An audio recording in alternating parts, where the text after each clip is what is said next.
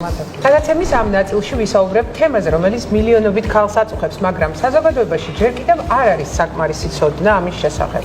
ეს არის დაავადება ენდომეტრიოზი, რომელიც ხშირად არასწორად დიაგნოზირდება ან გვიამლინდება. ჩვენ დღეს ვიმსჯელებთ მის სიმპტომებზე, მკურნალობის თანამედროვე მეთოდებზე და იმაზე, თუ როგორ აისახება ის ქალის რეპროდუქციულ ჯანმრთელობაზე.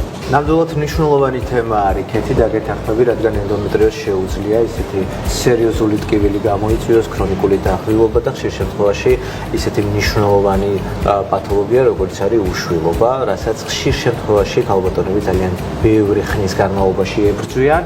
და დღეს ჩვენ განვიხილავთ, როგორც უნდა ამოვიცნოთ ეს დაავადება, რა არის მისი დიაგნოსტიკის მეთოდები და მკურნალობის თანამედროვე მეთოდები, რომელსაც ასევე შევეხებით როგორც ქირურგიულ ნაწილში, ასევე ჰორმონოთერაპიის ნაწილში.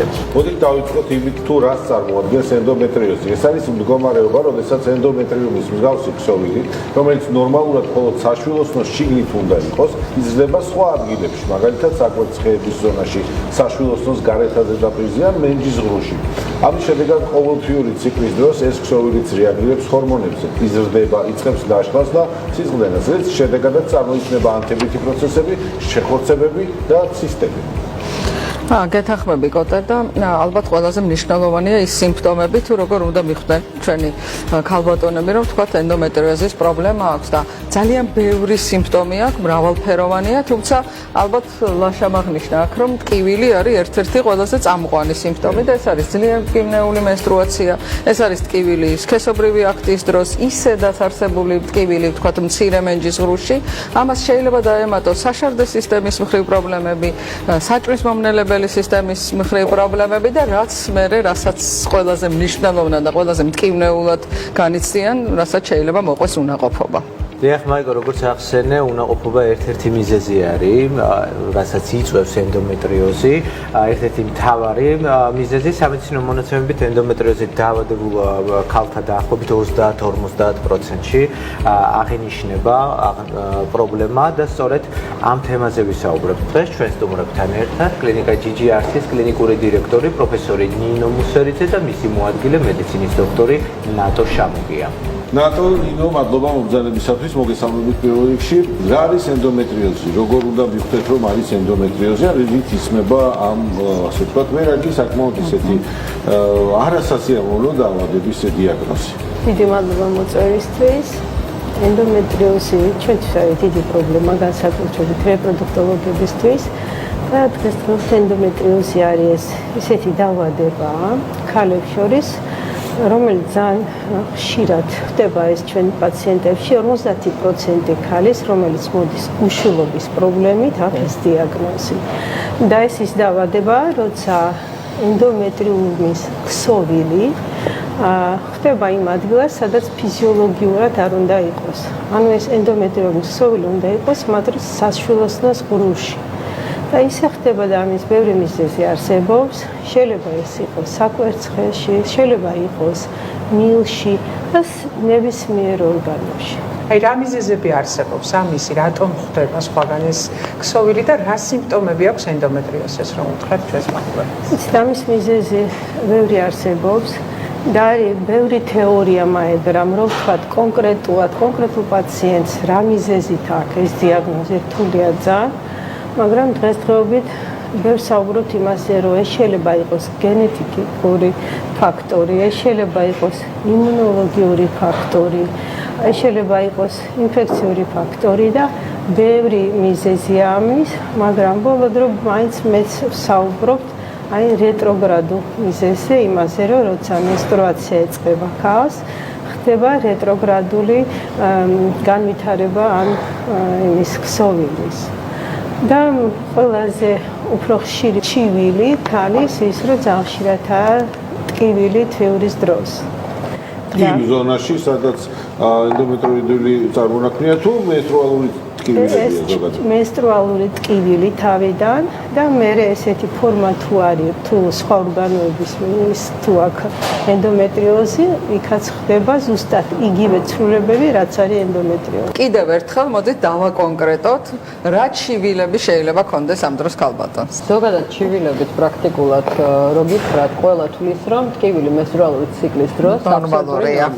მართლი. აი რეალური ჩივილი რო გითხრათ რომ პაციენტს აქვსო ის გეტყვის რომ ეს ნორმალურია მას ყოველთვის ტკივა პირველ ან მეორე დღეს მენსტრუალური ციკლის დროს და ეს აბსოლუტური ნორმაა.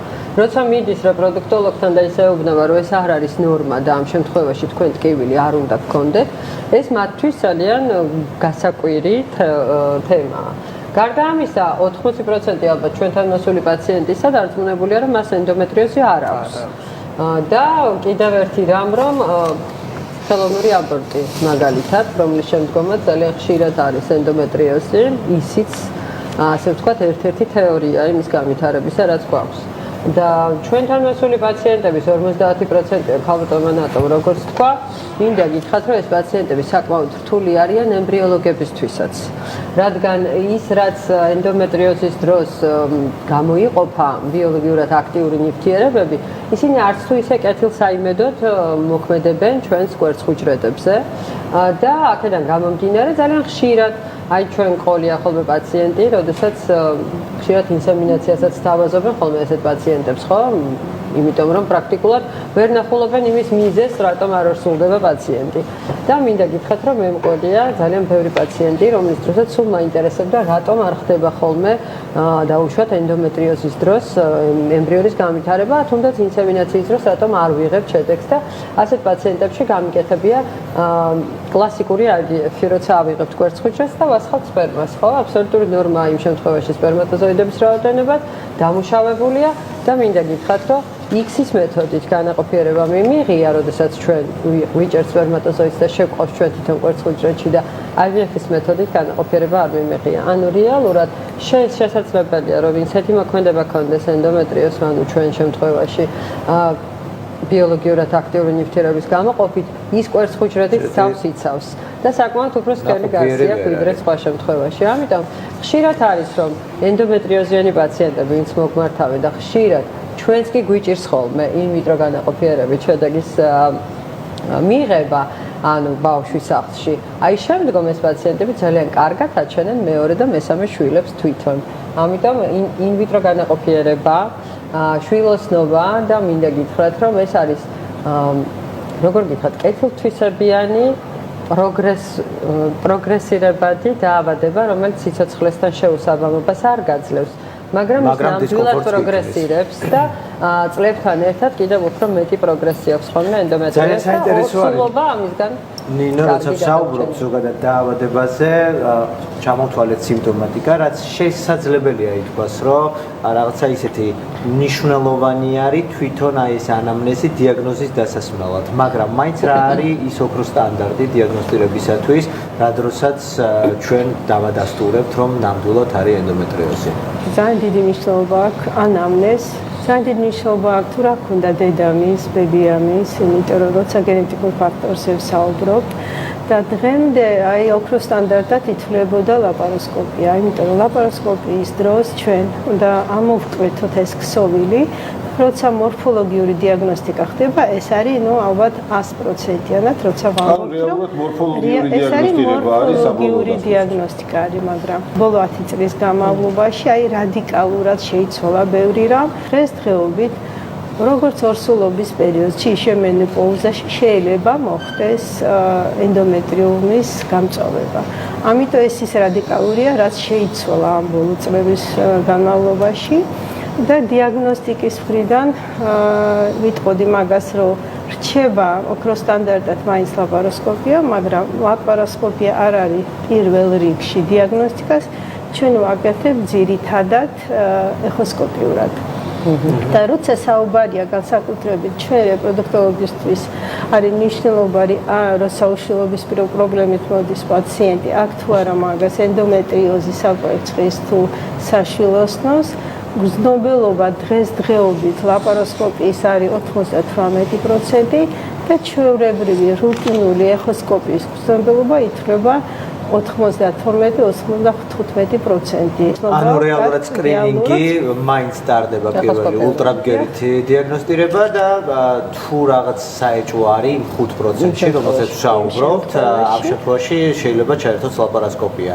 და ლაპაროსკოპია ამ დროს შეიძლება იყოს თან მკურნალობის ოქროს სტანდარტიც თუ შეიცვალა ამ კუთხითაც რაღაცები, იმიტომ რომ წამოვიდა რაღაც გარკვეული მედიკამენტოზური თერაპია ენდომეტრიოზების დროს, ხო, რომელსაც მიმდინარეობს გარკვეული კვლევები.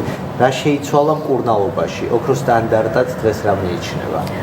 იცით რაც ვიტყვი, აი ვერ ვიტყვი, რომ რაღაც ოქროს სტანდარტი არსებობს, ისეთი რომ შეიძლება დაუშვათ დამტებით პროცესის დროს, როცა გამოვლინდება რაღაც ინფექციური აგენტი და როცა ვაკეთებ, ვიცით რა ანტიბიოტიკი უნდა დავუნიშნოთ და ვიცით რომ დავამარცხებთ ან დაავადებას, ენდომეტრიოზზე ასეც ვერ ვიტყვი, მაგრამ დღესდღეობით ლაპარასკოპიული ჩარევა თუ აქვს მაგას ჩანართი საკვერცხებში, მაშინ ეს არის ლაპარასკოპია, რა თქმა უნდა, არანაირი ჰორმონი და არანაირი სხვა პრეპარატი დით ვერ ვამკურნალებ, შედაც ვერ მივიღებ, მაგრამ დღესდღეობით დაუნიშნო პაციენტს ლაპარასკოპია თუ არა, ეს არის ძალიან ინდივიდუალური.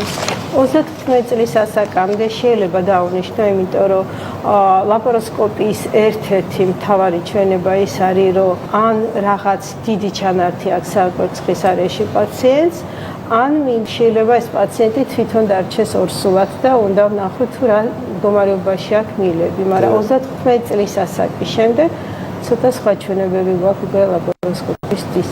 და მთავარი ამასობაში რა არის კიდე, აი ზედმეტი, ანუ ზოგჯერ როცა უშვილობის პრობლემით პაციენტი მოდის, ერთ-ერთი მთავარი მნიშვნელოვანი ის არის, რომ როცა პაციენტს აქვს ძირითადად საუბრობ საკვერცხეს ენდომეტრიომა, ანუ ცისტა, ენდომეტრიოზული ცისტა საკვერცხეში და როცა აქვს ენდომეტრიოზის საშვილოსნოს, თუ იმის მიხედვით რა ზომის ცისტა აქვს პაციენტს და რამდენად გართულებული პრობლემაა ის აქვს საშვილოსნოს ენდომეტრიოზი, იმის მიხედვით ჩვენ ვადგენთ პროგნოზს ამ პაციენტის თუნდაც IVF ტექნოლოგიების გამოყენებით. აი დინო, თქვენ გითხარით, უკვე ორსულობა და ენდომეტრიოზი. ბიოლოგიური შვილის ყოლა ენდომეტრიოზთან რამდენად ასე ვთქვათ შეჯაჭვული და პირდაპირ კავშირშია, თუ საჭიროა რაღაცა განსაკუთრებული ჩარევები, ხანგრძლივი მკურნალობა, მოდი მაყურებელს უფრო აუხსნათ და შიშები მოუხსნათ რა მოკლედ ძალიან შევაშინეთ ჩვენ.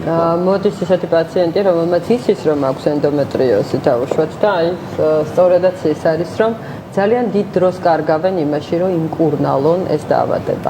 ნახეთ, ყველაზე მნიშვნელოვანი არის დროულად მივიღოთ გადაწყვეტილება და ძალიან ხშირად სანამ დაავადების პროგრესი მოხდება ისე, რომ მესამე და მეოთხე ხარისხის ენდომეტრიოზამდე მივიდეთ, უკეთესია გავაჩინოთ შვილი დროულად და მერე ენდომეტრიოზი აღარ იქნება ჩვენი არც განაჩენი, არც უშვილობის პრობლემა.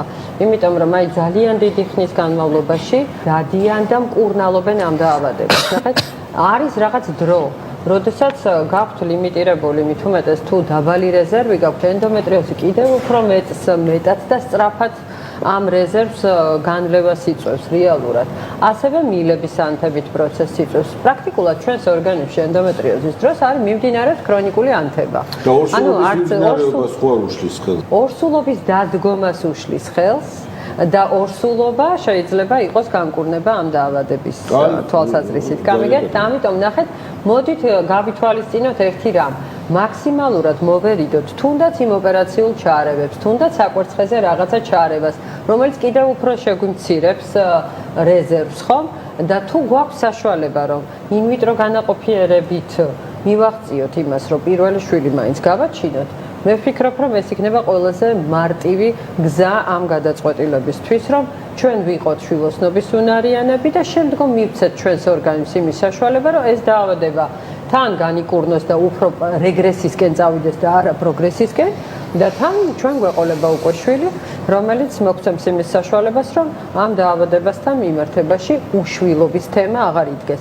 ძალიან ბევრი პაციენტია, ეს დაავადება არ არის უშვილობის მეთოდი მათთვის, ანუ შვილი ყავთ, მაგრამ იმდენად მაღალი ტკივილის სინდრომი აქვთ. მე არ ვიცი, ერთ-ერთი პაციენტი ყავდა, რომელსაც არ ვიცი უკვე საკვერცხეები კი ბატონო უკვე წავიდა, უკვე ნაწლავზე გადავიდა და ნუ უთხარი რომ ყველაფერს ხომ არ დაიჭრით.